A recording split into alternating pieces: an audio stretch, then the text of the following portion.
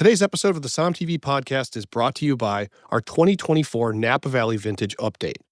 Filmed in collaboration with Napa Valley Vintners, Som TV and myself went up and filmed with some of the greatest winemakers in the valley to talk about the 2024 vintage.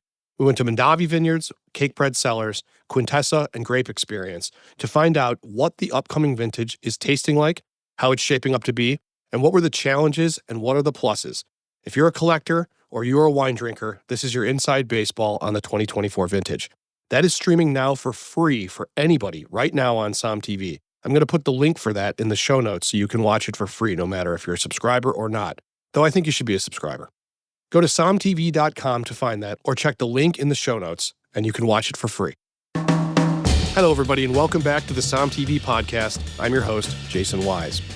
In the last several weeks, the citizens of Iran, hundreds of thousands of people, have risen up against the government there, and reportedly, thousands of people have died because of it. On today's episode, I'm going to speak with Dariush Khaledi, a winemaker and winery owner at Dariush Vineyards in Napa Valley. In the 1970s, Dariush fled Iran to move to America for his dream of making wine. I'm going to speak to him about the global implications of what could happen in the coming days and weeks in Iran, and what its effect on the people there will be, and ultimately, what its effect on the food and wine world will be. Anybody who has ever driven down the Highway 29 in Napa or has gone to any of the great wineries up in Napa knows of Dariush Winery. Dariush, it's an honor to have you on the show today. I'm surprised this is the first time you've ever been on Som TV. Yes, and it is not my fault. No, that is true. I guess I should give some context here. When I filmed our latest Som film, Cup of Salvation, you were somebody that I wanted to, it just didn't work out for a number of reasons, but I really wanted you in the movie. And so now we're going to have to figure out a lot of things to do. But the reason I asked you to be on here is that I want to talk about some current events. Everybody knows that some things are happening in Iran right now that are, depending on your perspective, quite tumultuous. And it's very interesting to watch it play out, especially as an American. You are Persian. You are from that part of the world. So we're going to talk a little bit about what's happening in Iran and to some extent what could happen in Iran and what you hope happens in Iran and all of that stuff and relate it back to wine. But before we do that, I want to ask you, how did you end up in the Napa Valley? Growing up in Iran, how did you end up making wine in the Napa Valley? It seems an unconventional path. When I was a child, I grew up in Shiraz, Iran, which is one of the wine region of the Iran. Iran is like Italy. There are so many wine regions, including Shiraz, Qazvin, Mashhad, anywhere in Iran that they grow grapes. And there are many places in Iran they grow grapes. You can bet that they make wine. And as you know, Iran has 7,000 years of history of winemaking. There is the jar in University of Pennsylvania that came from Haji Firuz, Iran, that has a 7,000 years age on it. Inside is the residual of the wine. Inside is the tartaric acid, which is the wine. So therefore, they gave Persian credit of being one of the first winemakers. And basically, wine came from Viniferia, the wild grape, and that's south of Russia, which is the Georgia, Armenia, Azerbaijan, Iran. That region they said that wine is started from that region. Mm-hmm. Before domesticated in Egypt. So they did not have a viniferia. They were importing the grapes from that region, and then they finally learned how to domesticate it, and they planted in the peninsula in Egypt. So that's a little bit history. But my father used to make wine in Iran as a home garage winemaking. And I was child and I was participating in winemaking with him.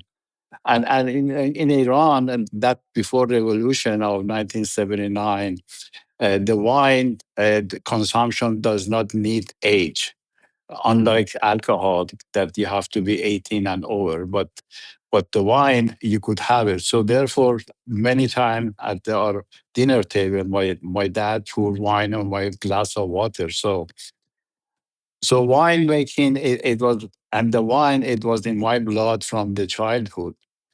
And when in 1976, by the way, we are celebrating our 50th arrival in United States this year. In 1976, when I graduated in Tehran Polytechnic in 1968 as a master's degree of civil engineer. And I started the construction company. And during the build-up of Iran during Shah's time, it was lack of contractor, and we get many, many big contracts from the army, from the air force, from the highway, road, and so we had near hundreds of $1 million of contract with the government. Our company grew up so fast that after 8 years, I have decided to move to United States because of the corruption and dictatorship that it was in Iran, and seeking for the better life, and to grow my children. My son Kaishi, which now owns the winery in Ashes and Diamond in Napa, he was 4 months old, Hmm. and my daughter, which is now helping me at Daryush Winery in Salome, was 4 years old. And we came to uh, California. My sister-in-law was living in Redondo Beach, and they show us surrounding. And I discovered Palos Verdes. We bought a house in Palos Verdes, and then to get the green card, we bought a supermarket. And then 3 years later, when the revolution happened, they took over my company and my real estate holding. No more money was coming to us. So I started working on that supermarket and learned the business from the employees.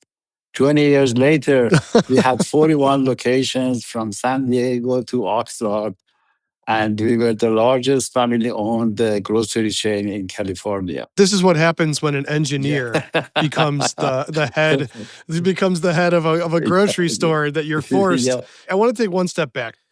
You left Iran because of corruption with the previous Yes. Yes. regime, we'll call it, the Shah Yes. of Iran. Yes. Now is the 200,000 times worse. This is the topic of what could be 50 books. Oh, absolutely. And right now, Iran is the two segment. One is the religious government, which owned because they captured many industrial companies, and the owners flee to US and to France. They own 65% of the whole country, the banking system, the automaking, in the agriculture, you just name it. Those postars or Revolutionary Guard own and run the country. They have machine guns, and they develop all kinds of weapons. They even export their weapons to Russia. And so there are Yeah. probably about 4, 5, 600,000 people. They are doing very well. They are very wealthy. Their houses is you cannot find even in Europe or America as big houses that they have. They are fine. They are one segment of population. The other one is another 90 million people that are different, and they hated this regime, but they don't have a weapon, and they cannot have. Several times in the past 20 or 30 years, they came to the street, and they had one in 2008, they had one in 2 years ago, and now with this one. And still, I don't think they would go anywhere. This regime Yeah. stays intact. And whatever United States and European country can do, and even pressure more sanction. I don't think the regime would change, but it won't happen via revolution. It would happen via evolution, because once this old people goes away, the younger generation. Iran is the youngest, one of the youngest country, because when I left the country, we have 13 million people. Now we have 90 million. So majority of like 50 or Hmm. 60% of the country are the younger than 30 years old. And they are the one Sure. that are in the street and they are getting killed. So when these people come up, exactly, if you remember the communist regime, once the first generation died, the second generation changed the whole thing. The same thing would happen in Iran. So I would give it another 15 or 20 years before anything happened in Iran. We are only fed a certain amount of news. I mean, any country is your news is coming to you from a certain direction or from certain places, and so it's impossible to be completely impartial. But that being said, it does feel like it's teetering. It feels like the Iranian regime, and I say this, look, this is a wine and food podcast, and this topic we're talking about has so much to do with wine Yes, because the history of Persia and modern Iran has so much to do with wine. I mean, Zoroastrianism and Rumi and all of the things that we know. exactly. Yeah. So one thing that I wanted to ask you, let's do a thought experiment here. Let's say, and hopefully in a peaceful manner, let's say in the next few years, the regime fell or dissolved. What do you think would happen next? Do you think it would be replaced with a tolerant government that would allow people to make wine? Oh, absolutely. Any regime that it comes, it won't be the religion regime. I think there are plenty of Muslim countries around the world that are Muslim majority where Oh, you can sure, make wine and sure. drink wine. I think separation of the church and the state is the best policy. Religion cannot run in today's economy and today's life. Religion was for 1,000 years ago, not for today's, not for 21st century. Boy, you talk about another Yeah. topic too that could require 20, 25 books. Yeah. So if this did happen, would you buy land in Iran? Would you make wine there again? I mean, it has got to be from where I stand. And obviously you've seen our fourth Psalm film where we went in the north of Yeah. Iran and we made Yeah. wine and we brought it into Armenia and did all that. Iran has to be the greatest treasure chest of land and what people would call terroir in the world Yeah. that is not being used to its potential. And this is in my opinion. I don't think there is a country that is unexploited in a way like Yeah. Iran is. This is like it's like the entire state of California not making wine right now. It's bigger than that. Bigger. During the prohibition, if you remember, but not that you remember, I mean, if you I, know, they made more alcohol than during before the prohibition because right. you could never stop people drinking wine or drinking alcohol. In fact, before revolution, we had about couple hundred industrial wineries that they were making wine. After revolution, they Mhm. closed all those wineries, and now there are thousands of the wineries. They're all underground.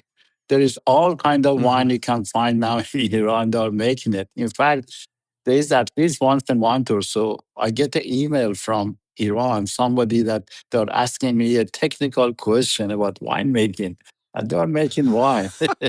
So I think once, if that revolution or change of uh, government from religion to the non-religion happened during my lifetime, I would definitely, as a consultant, I would help bringing up the sophistication of winemaking in Iran to reach their potential. This is great to hear because I know there is a deep longing for not just you but any of the Persian diaspora around the world Oh, to absolutely. to go home, to feel home. I mean, I think a lot of Americans don't truly know the feeling of being American but also being something Yeah. else. I mean, for me, I am American. That is my sole identity. And so, but for you, you're an American, but you also carry this Yeah. other identity. I want to just take 2 seconds, if you don't mind. Sure.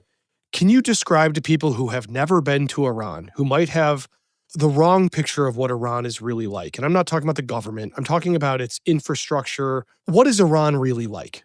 Because what I'm trying to say is it's not a third world country, right? I mean, No, Iran is a very no, different no. place.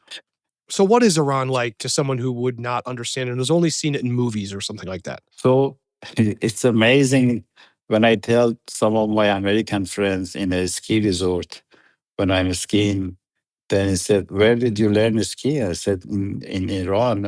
And he said, "Oh, there's the snow in Iran? Yeah, we have the eighth tallest mountain in the world just next to Tehran, our capital, Mount Damava. That's always white. It's like a Mount Fuji in Japan." So, and the same thing, the Iran, around Caspian Sea, we have a rainforest, and nobody knows. I mean, most of Americans, they don't know. They think Iran like a desert, like Saudi Arabia. No. Then we have so many mountain ranges in Iran, and you've been to Kurdistan, and you see the mountain ranges in Kurdistan. That goes all the way to Khuzestan, and we have one of the biggest river in the world, the river Karun, which comes from those mountains, goes to the Persian Gulf. Before I ask you the question about what grapes you would plant if you could consult in Iran, I want to ask you about a couple of the dishes, some food in Iran, something that people may not have thought about or heard about. What do they eat? What is a Persian dish? What are the things that people Before I answer that question, let me tell you something that many Americans don't know. Iran is the only country in the whole Middle East region that was a country before World War One. All those countries like Iraq, Syria, Lebanon, Lebanon, they Syria, were tribes. Jordan? They were tribes and they were not the country. The only country that was the country for thousands of years was Iran. And all those countries now, they become country after Lawrence of Arabia and World War One. They did not speak Arabic before Islamic attack from 1400 years ago. They were speaking their own language. The only country that they resented Arabic language, and we are the only country in the Middle East that do not speak Arabic. We speak Farsi. So I thought maybe you should know a little bit about the history of the Iran. Now about the dishes, Iran is a very, very, very sophisticated cuisine, and it's all around the world. In fact, if you go to Los Angeles in the Westwood area, you see at least whole bunch of Persian restaurants that now, especially in Los Angeles, there are all kind of, and there are different food regions. Like the food in Gilan around Caspian Sea, Gilani and Mazandarani is different than the food in Khuzestan or the food in Kurdistan, the food in Azerbaijan, the food in Zahedan and Mashhad and Isfahan and Shiraz. Oh, there are all kind of local foods. But the main food in Iran is rice, bread, and stew, and cheese, and butter, and milk, the dairy products.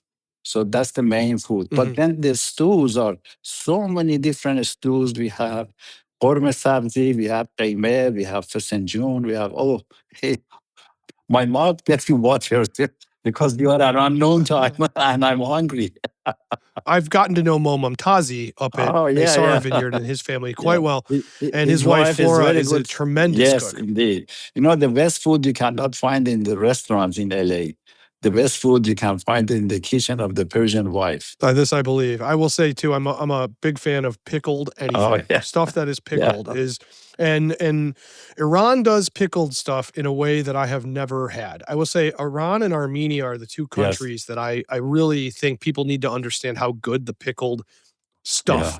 They'll pickle anything too. Yeah. I had I think they're nectarines, maybe Yeah. like peaches or nectarines that were pickled from Yeah. Iran.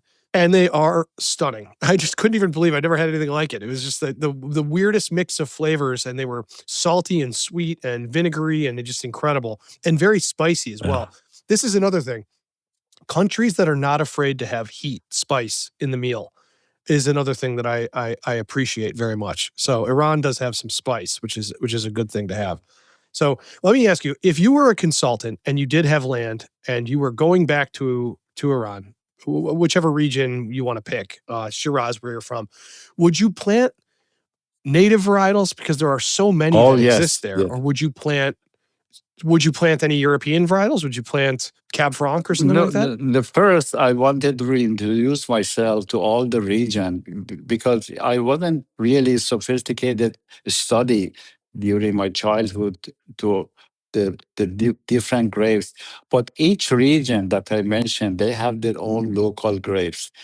Not only I would enhance those local grapes, but also I introduce some European or Napa grapes, Cabernet Sauvignon, Merlot, and the others. So combination. Like Hmm. like in Italy, they Interesting. have their own Sangiovese, but then in the Bulgari they started to produce Merlot and Cabernet Sauvignon. So should I trademark the term super Persian, Yeah, like a super Tuscan? It'll be like yeah, okay. I'll get on that. I'll get my attorneys, which I don't yeah, have yeah, to yeah. trademark That that. I put it in my wish list.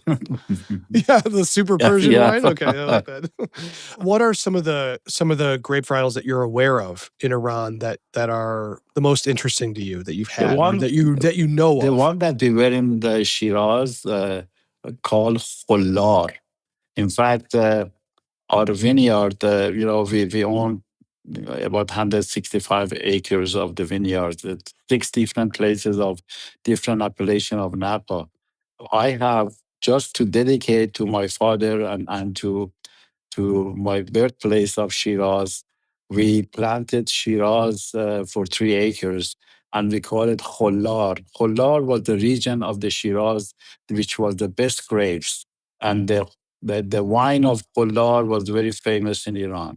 So that was one I remember. The other one was near 150 mile west of Tehran, a region of Qazvin, which they had a huge, Qazvin. huge wine and alcohol making wineries. And that's also, they called the grapes would call Shahani. Shahani. Shahani. I've heard of Yes. Shahani. That's Yeah. right. Yes, I've heard of that through Yeah. Mo Momtazi. Yes. Yeah. So I remember. Yeah. Then we had near between Tehran and Mashhad, around the southeast of Caspian Sea, Gorgan region. There is a wine region called Daregaz, which they make grapes and wines. I don't remember the name of it. So these three region, I remember these three type of grapes. But other than that, I didn't really study when I was in Iran on the type of the grapes. It's incredible the way you describe this, though. I think of like a place like Los Angeles. And in Los Angeles, just 100 miles away, you have Santa Barbara. And if you think about Paris in France, just that distance away, you have Yeah, Champagne. And so if you're thinking about if Tehran is the capital and 100 miles away, 150 yeah, miles away, you've got this great yeah. wine region. Think think about the possibilities of flying into Tehran, going skiing, Wow. and then going wine Wine tasting tasting. within 2 Yeah, days. I exactly. mean, that's an incredible Yeah. opportunity. I just that's why I say this country is would absolutely. I mean, obviously we know economically the amount of money that could be made by people and all of that, but I'm more thinking about the cultural And and the history artistic and and the the wealth history. of and history. Oh, if you Exactly. go to city of Isfahan, which is the center of Iran, there are so many beautiful mosques and buildings that has 4, 5, 600 years old that they're still standing. It's so beautiful. It's so marvelous. I Mhm. think you've seen it in the pictures, or you didn't go to Isfahan, did you? When we were, No, I wasn't. I can't say it would be the safest place for me to yeah, go doing what I was yeah, doing, but yes, your winery in Napa is unmistakable. It kind of looks like yeah, Persepolis or something. yeah. It's what is that kind of how you designed it? It's got all of the pillars and Yes. what's the So inspiration for that? when 27 years ago I bought that 30 acres to start our winery, we find a good label designer in St. Helena, and we went there. He was fan of the Persian history, and then he said, "Well, we were looking for the name and we were looking for the label," and he said, "Why not make it a Dariush winery?" is Dariush is pronunciation of the Darius the king, which Darius the Great, yeah. Darius the Great, he was son-in-law of the Cyrus the Great, and he built the Persepolis. And he said, why not name the label Dariush is your name and the name of the Darius the king? So, okay. And then he designed a label that had the picture of Darius the king holding the jar of wine. So then when we hired the architect, he was a Persian. He designed my house in Palas Verdes, and I was very happy with his talent.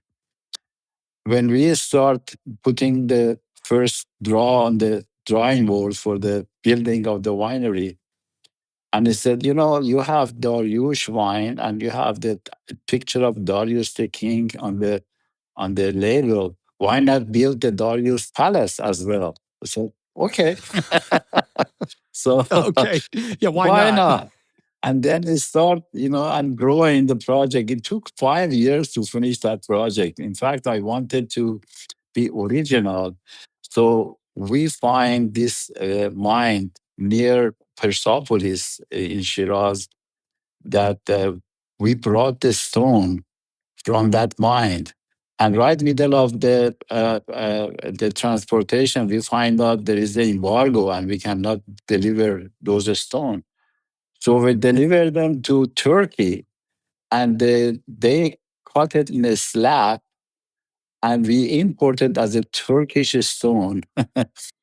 and it's a Persian straw stone, and you cannot find this stone or this building stone anywhere in the United States. If you find it, please take a picture and send it to me. This cracks me up. This is so, first of all, it's so Persian to have done Yeah. this, but it's also to have to go through all of that to get those rocks on the Highway 29 in Napa.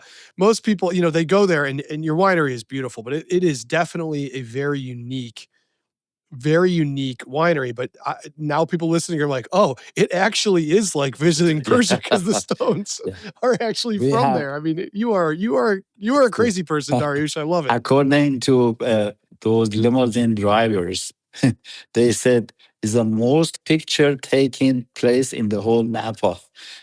Any visitors that they come, the first thing they know, they pause in front of the column and take a picture before they even come inside. I will tell you, the invention of Instagram probably brought you more money for your winery than even your wine, just because of the way it looks. I mean, obviously, we don't know truly what's going to happen with Iran right now. Yeah. I'm not sure if you're correct, and it'll take 20 years. You're probably onto something. You would know better than me, but we'll keep our eyes on it. So I'm hoping you'll be willing to come back on and talk to us if something happens, and maybe, just maybe, in near future or the far future, you and I will be able to clink glasses in a wine region 150 miles outside of Tehran. I keep my both fingers crossed. It's a pleasure to talk to you, and thank you. Obviously, if anybody's visiting Napa, they have to go take a picture for the gram at your winery and drink some of your wine. But also, I hope that they order your wine if they're somewhere else. So I appreciate you being on. It means a lot, Dariush. Thank you very much. I want to thank everybody for listening to today's episode. Obviously, we will keep an eye on what's happening in Iran. We're going to have some more episodes. There's a lot of footage that we shot in that country that we did not use for Cup of Salvation, so look out for that coming on Som TV with some new episodes. I want to thank John Adams for producing this. I want to thank Dariush for taking some of his precious time to talk to us. And I want to thank you for listening. Again, I always say this, but if you love this episode, please give us a great review where you listen. It really means a lot to us. I also want to tell all of you, you can watch the 2024 Napa Valley Vintage Update for free right now on Som TV. The link is in the show notes. It is the greatest inside baseball look at the upcoming vintage. So if you're a collector or a drinker, you should watch this episode. Find it in the show notes. Everybody be safe. We will talk very, very soon.